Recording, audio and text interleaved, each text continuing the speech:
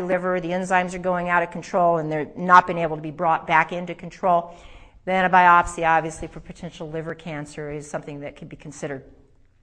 Symptoms including, and this covers a lot of categories, but this is the most common ones that we see. Besides seeing liver spots, dark circles, and yellowing around the eyes, which I see probably in about a quarter of my customers that walk in the door, because they all seem to have very taxed livers. Stress also taxes the liver as well, too.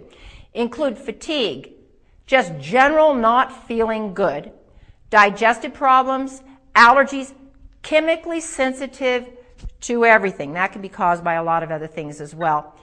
PMS, constipation, the hormones are all over the place. You're just not doing well. But the outside symptoms, like I said, liver spots, dark circles, and yellowing, and then jaundice if it gets to an extreme point.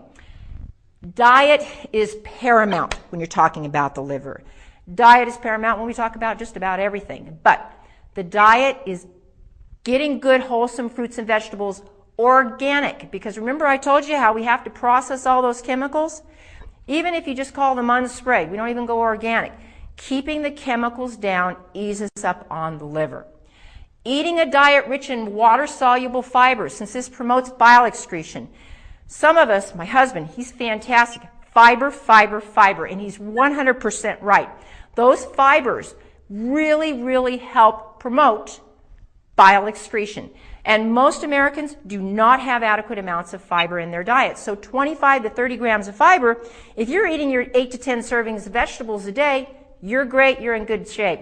I know very few people that do that. So adding additional amounts of water-soluble fibers, psyllium husk, apple pectins, grapefruit pectins, all those types of water-soluble fibers. Wheat fiber is not a soluble fiber. That's a bulking fiber. So if your doctor goes tell you to eat more wheat bran, that ain't going to cut it.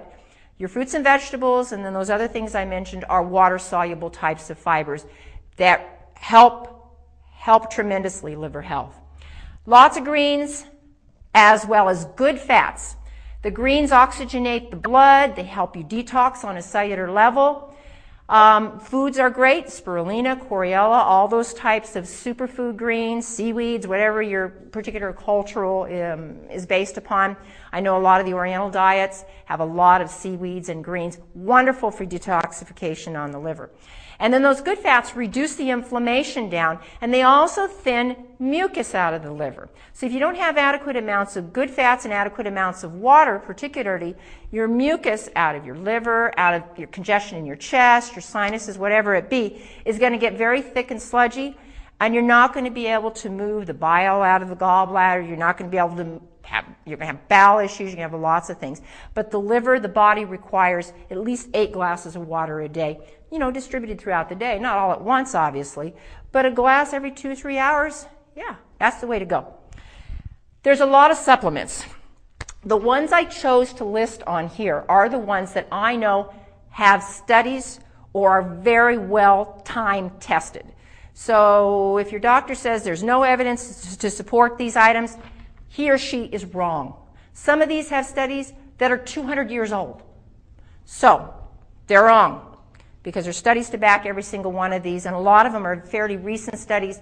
Both American universities studied, European, Japanese, Chinese studies that are good, valid studies. Number 1, keeping those good fats in the diet. We mentioned that earlier. But if you don't like nuts, walnuts, almonds, pecans, avocados, add the flax oil. Add a clean fish oil. And I'm not talking about going down to the local grocery store and picking up the fish oil. We want a clean fish oil that's free of mercury, PCBs, and other chemical additives. Because then, once again, the liver's going to have to process all these chemical additives. So we want molecularly distilled, clean fish oils, Norwegian fish oils, good quality, mercury, PCB free.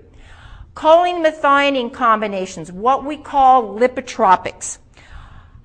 We find not so much a reversal, like particularly for alcoholism, but a prevention of damage that alcohol can cause to the liver. Particularly methionine, choline helps methionine work well. It's an amino acid. Treats sluggish liver for some of those excessive estrogens, as well as for alcohol. It also is very helpful. There's a syndrome called Gilbert syndrome, which is due to heredity, that it can help alleviate as well. It'll say on there lipotropics, but you can buy these things individually as well. Very well studied, L-carnitine, also commonly called carnitine, 500 milligrams 2 to 3 times a day on an empty stomach. Carnitine's needed because it handles increased fatty, as I mentioned on here, fatty acid load produced by alcohol in particular. So, or high-fat diets or chemicals or sugars. It just helps that reduction on the liver, the stress on the liver. Liver extracts, since 1896, been used by physicians and others as well, particularly in Europe. The studies support that liver extracts, okay, and we want them from clean sources, particularly we like New Zealand cows. American sources oftentimes are vaccinated, they're full of chemical exposures, or worming agents, everything. We want clean sources of liver extract. Promotes liver cell regeneration and scarring. Once again, studied since 1896. So I don't want to hear this bogus stuff about these things not being studied. Been around for a long time, a lot longer than drugs studied like Lipitor and that type of thing. Okay, N-acetylcysteine, glutathione. The body will produce that in combination with adequate amounts of vitamin C, fatty acids, and other chemical reactions in the body. But you can take N-acetylcysteine and glutathione if you know that you're going to have chemical exposure. If you're an auto mechanic or you're exposed to exhaust all day long, these are produced by the liver, but you can take them internally to help you deal with the environmental toxins that come into the body. Phenomenal. The glutathione comes in an under the tongue type of thing. I have one of my employees, her son, they spray near the schools when they're doing the strawberry fields, and her son will react. She gives him the sublingual glutathione, cuts his reaction time to nil, makes a substantial difference. So these are all available in good health food stores. All right, taken on an empty stomach as well. The sublingual means goes under the tongue and melts and goes directly into the bloodstream. Turmeric, an age-old spice. A lot of Indian studies on turmeric. Protects the liver from damage, bottom line, from chemicals, all those other things that we described. Ester C, remember I told you that vitamin C increases the glutathione production? Well, it's also required to convert cholesterol into bile. Okay, so let's scratch our heads here. If I can't convert cholesterol into bile, that means my cholesterol is going to go up. So guess what? So if you're vitamin C deficient, your cholesterol is going to go up. So, and I'm not talking about the 60 milligram RDI. That's bogus. We know the body under certain times can use up to 50,000 milligrams of vitamin C per day if it's sick or not feeling well.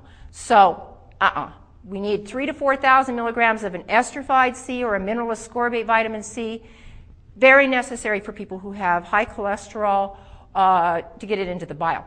Milk thistle, very, very important antioxidant herb.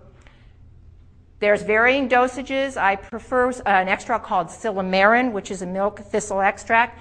Lowers cholesterol content of the bile again. Strong glutathione, protects against chemical damage, increases production of new liver cells.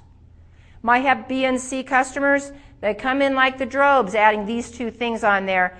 And I got to tell you, I have dozens of people who've done this little like program who no longer show up positive in their blood work because they did their own research. They listened. So, phenomenal. Used for hepatitis, cirrhosis, chemical drug damage, tons of studies to support. So if your doctor says no, he's wrong. Artichoke extract. There's certain types of acids in artichoke that protect and regenerate liver cells. They decongest the liver, lowering cholesterol. There's studies from the 1970s that talk about the lowering of cholesterol by artichoke extract. Dandelion, once again, 2 centuries worth of studies. Pretty doggone good here. Enhances bile flow. It literally helps a contraction of the liver and the gallbladder to release the storage of bile. Like I said, used for centuries by Oriental medicine doctors and American Indian doctors. Alfalfa, alkaline the blood. D3. If you don't have D3, poor bile flow